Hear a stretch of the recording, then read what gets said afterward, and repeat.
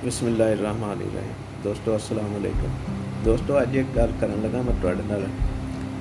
एक जगह बैठा सी ते उस जगह ते एक दोस्त गल कर रहा सी कि एक बंदा है उहदे 7 पुत्तर ने और उन्हां नूं सत्तां नूं उहने अच्छी तालीम जिहड़े ना दवाई है और अच्छे अच्छे अहुदियां ते उन्हां नूं उहने नौकरी भी लै के दित्ती है बल्कि बैरूने मुल्क रह रहे हैं और बहुत अच्छी ज़िंदगी गुजार रहे हैं।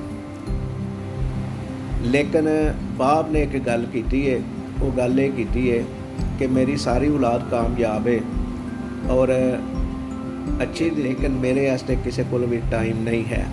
तो मैं तुहानू दोस्तां नू ये नसीहत कर कि औलाद नू इन्ना ना पढ़ाओ कि वो अपने बाप की इज्जत करना भुल जान, उसकी खिदमत करना भुल जान।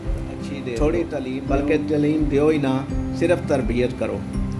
क्या गल या उन्हां दी नसीहत सही है? कमेंट सैक्शन में दस्सिया जे और लाइक करें जे, शेयर करें। तुहाडी बहुत सारियां मुहब्बतां दा शुक्रिया। अल्लाह निगहबान।